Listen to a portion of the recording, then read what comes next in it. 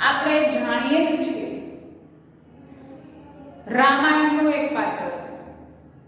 જ્યારે લોકડાઉન પડ્યું હતું બરાબર, અને એ બાકીના સમયમાં જ્યારે ટીવી ઉપર જૂની રામાયણ પ્રસારિત કરવામાં આવતી હતી, એ રામાયણ બધાએ જોઈ હશે બરાબર.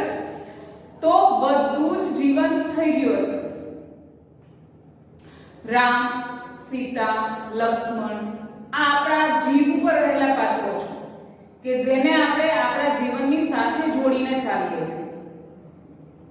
રામાયણમાં દર્શાવવામાં આવ્યું રામ, સીતા અને લક્ષ્મણ કેટલું કષ્ટ પડ્યું બરાબર, અને એમાંથી જ એ પોતાનું દુઃખ ભૂલી અને બધી જ પરિસ્થિતિને સહન કરવાની તાકાત અનુભવે છે. પણ એક વ્યક્તિ એની સાથે નહોતી તો પણ પોતાની ફરજ નિભાવતી હતી. કોણ? તો કે લક્ષ્મણની પત્ની ઉર્મિલા. ઉર્મિલાની ફરજ એ હતી, જ્યારે લક્ષ્મણની ફરજ એ હતી કે રામ અને સીતાની સાથે જાય અને સીતાનું ધ્યાન રાખે બરાબર. તો ઉર્મિલાની પણ એટલી જ ફરજ આવે છે, એને પણ એટલું જ કષ્ટ સહન કર્યું છે.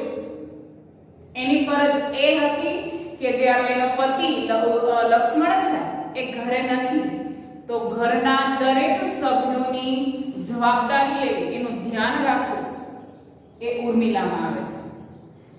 એક માં પોતાના બે સંતાનો અને એક પુત્રવધૂને વનવાસ મોકલે છે, જતા જુએ છે, ત્યારે એક પુત્રવધુ તરીકેની ઉર્મિલાની જે ફરજ આવે છે કે એને સાચવવા, એ ફરજ ઉર્મિલા ઘરે રહીને નિભાવે છે. આજનું આપણું ખંડ કાવ્ય છે કવિ બોટાદકર. પહેલા સમજી લઈએ ખંડ કાવ્ય એટલે શું બરાબર. સમગ્ર કથા છે એ આપેલી હોય, એમાંથી એક ખંડ લઈને કોઈ વાત કરવામાં આવે ત્યારે ખંડ કાવ્ય બનતું હોય છે. જેમ કે રામાયણ છે એ આખો એક કથાનો પ્રસંગ છે, પણ એમાંથી કોઈ એક પાત્ર લઈ લઈએ છીએ જ્યારે આપણે બરાબર, કોઈ એક ખંડ લઈ લઈએ, જેમ કે એક પાત્ર રામનું પાત્ર લઈ લઈએ તો એ ખંડ બની ગયો. આખી જે કથા છે એમાંથી આપણે નાનું ટુકડો લીધો, રામના જીવન ચરિત્ર. સીતા લઈ લે તો ખંડ પડી ગયો. એવી જ રીતે ઉર્મિલા છે એ આપણા જ સમગ્ર કથાનું એક પાત્ર છે, એટલે ખંડ કાવ્ય બન્યું છે બરાબર. ખંડ કાવ્ય છે એમાં પ્રકૃતિનું આલેખન પણ કરેલું હોય છે. કવિ કાંત છે એ કવિ કાંતને ખંડ કાવ્યના પિતા કહેવામાં આવે છે. ખંડ કાવ્ય હંમેશા વિવિધ છંદોમાં જેની રચના થાય છે બરાબર. છંદ આપણે આમાં આપેલા છે, મંદાક્રાંતા છે, શાર્દુલિક રીત છે, એ તમે જોઈ લેજો ટેક્સ્ટ બુકમાં, અને છંદના નામ પણ યાદ રાખજો, એ પૂછાય છે આપણને બરાબર. તો એમાં છંદનું વૈવિધ્ય પણ જોવા મળે છે. કવિ કાંત છે બરાબર, એને ખંડ કાવ્યના જનક, એના પિતા તરીકે ઓળખવામાં આવે છે. નરસિંહરાવ દિવેટિયા, કલાપી, નાનાલાલ, ખબરદાર અને બોટાદકર પાસેથી પણ ખંડ કાવ્યો મળેલા છે. આપણો આ કાવ્ય છે એના કવિ છે બોટાદકર બરાબર. ચાલો હવે કાવ્યને જોઈએ આપણે કે શું કહેવા માંગે છે. ટેક્સ્ટ બુક સાથે રાખજો. ટેક્સ્ટ બુક ખુલેલી હશે તો વધારે સારી રીતે તમે કાવ્યને સમજી શકશો. બીજું કે એમાં જે કઈ અઘરા શબ્દો આવે છે એ અઘરા શબ્દોને આપણે નીચે લખતા જઈશું. કાવ્ય જેટલું લેન્ધી છે એટલું જ ઈઝી છે, એટલું જ સરસ છે બરાબર. પહેલા જોઈએ આપણે કવિ બોટાદકરનો પરિચય. પહેલો પેરેગ્રાફ જે છે ગૃહ અને ગ્રામ જીવનને કવિતાનો વિષય બનાવનાર, ગૃહ અને ગ્રામ જીવનને કવિતાનો વિષય બનાવનાર કવિ બોટાદકર, કવિ દામોદર ખુશાલદાસ બોટાદકર, પૂરું નામ પૂછાય છે, નો જન્મ સૌરાષ્ટ્રના બોટાદમાં થયો. તેમણે માત્ર 6 ધોરણ સુધીનો અભ્યાસ કરેલો છે. આ કવિ સંસ્કૃત ભાષા સાહિત્યના પણ સારા અભ્યાસી હતા. જો એટલું બધું નથી ભણેલા પણ એનામાં ધગસ હતી બરાબર. એની પાછળ સાહિત્ય રચના કરવાની, એટલે એટલા આગળ આવે છે. તેમનું મુખ્ય પ્રદાન કવિતા ક્ષેત્રે રહ્યું છે. ચાલો હવે આપણે કાવ્ય શરૂ કરીએ છીએ. આજે પહેલો જે પેરેગ્રાફ મતલબ કે પહેલા જે 4 લાઈનો આપેલી છે એ મંદા ગ્રંથ છંદમાં આપેલી છે. જોઈએ શું કહે છે.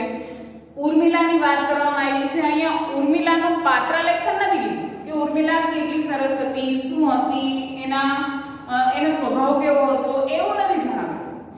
જ્યારે રામ, સીતા અને લક્ષ્મણજી વનવાસ જાય છે, પોતાના પતિને એ વનવાસ જવા માટેની અનુમતિ આપે છે, તો એને પોતાના હૃદય પર કેટલા પથ્થર મૂકેલા હશે. એટલા પથ્થર મૂક્યા પછી એ પોતાના પતિને રજા આપી શકે છે.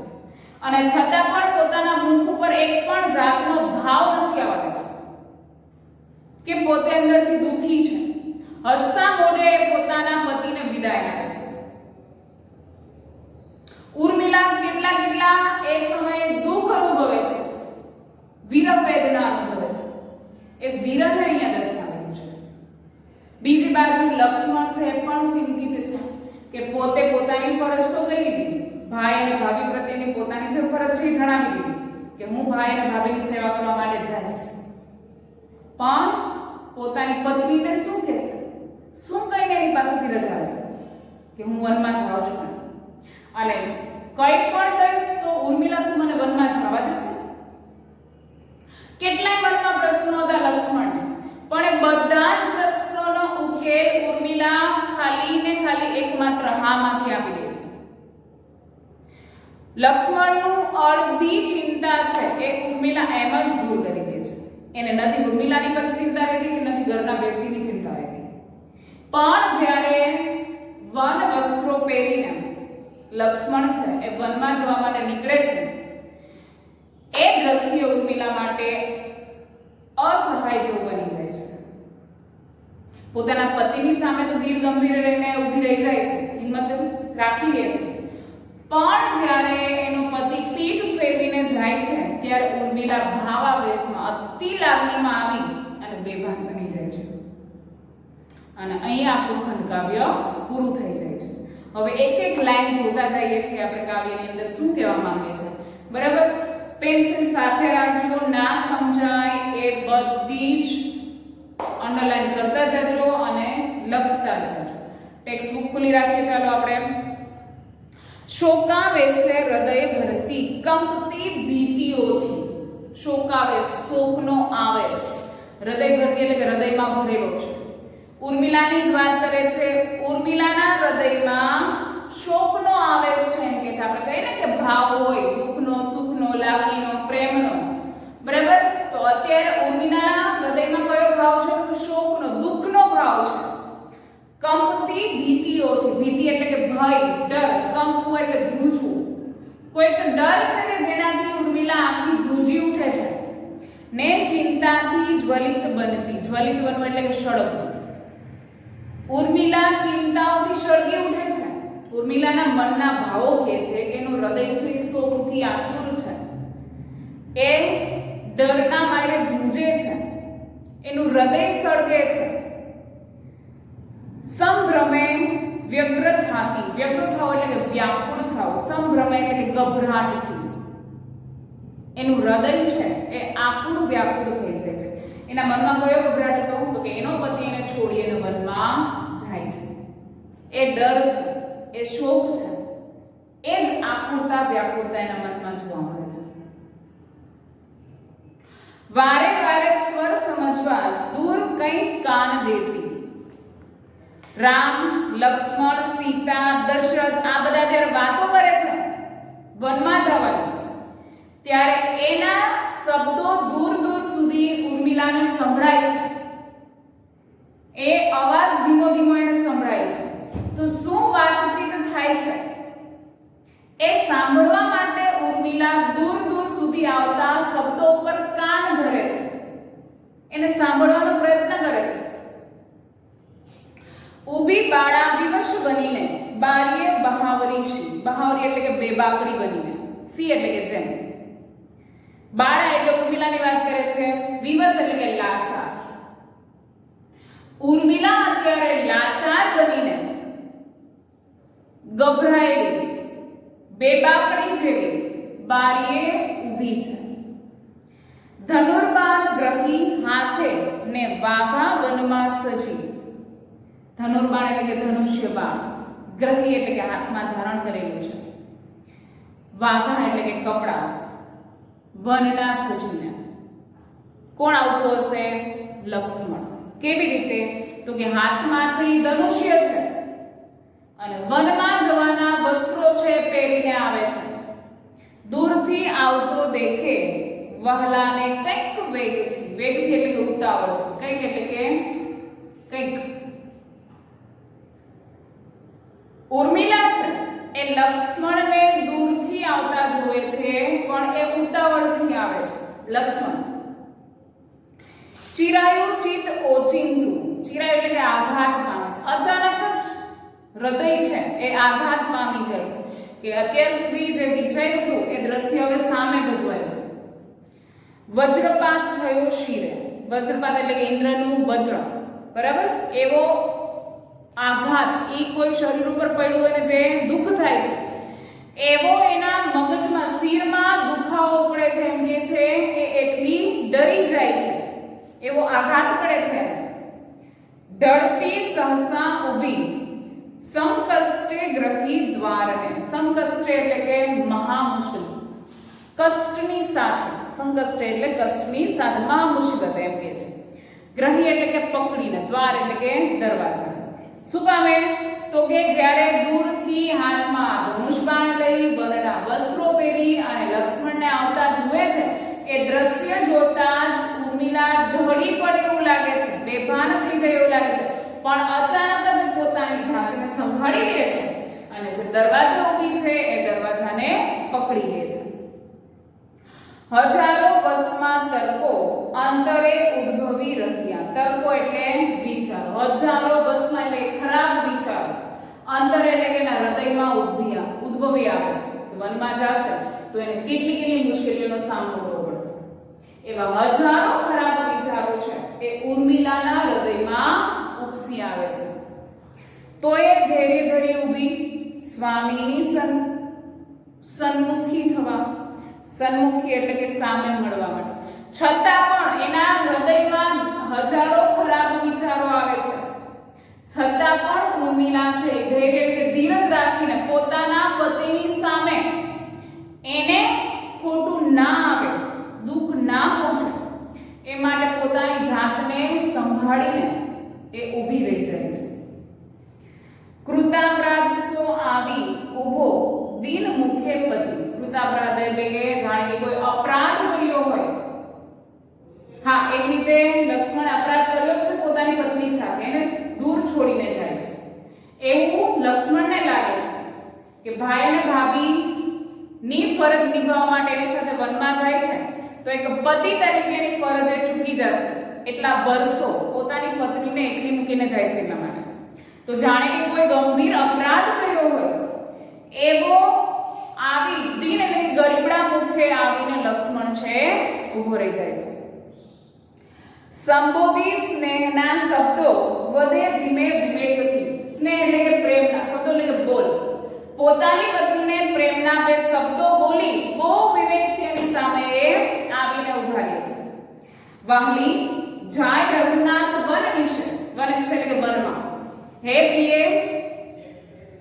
ઉર્મિલા એમ કહે છે કે ઉર્મિલાને કહે છે લક્ષ્મણ કે હે વાહલી, રઘુનાથ એટલે કે રામ છે એ પોતાની પત્ની સાથે વનમાં જાય છે. સીતા જતા સંગમાં. સીતા પણ સાથે જાય છે. તેના સેવન કાજ સંગ વસવા મારે જવું સર્વથા. સર્વથા એટલે કે સર્વ પ્રકાર. શું? તો કે એની સેવા કરવા માટે. તેના સેવન કાજ સંગ. સેવન એટલે કે સેવાના કાર્યો કરવા માટે મારે એની સાથે બધી જ રીતે જવું પડશે. મનથી, હૃદયથી અને શરીરથી પણ. રામની સાથે પત્ની ધર્મ નિભાવવા માટે સીતા જાય છે. એ બેનું ધ્યાન રાખવા માટે, એક ભાઈ તરીકેની ફરજ નિભાવવા માટે મારે પણ એની સાથે વનમાં જવું પડશે. વેઠે એ વનવાસના વિકટ હા કષ્ટો શરીરે અતિ.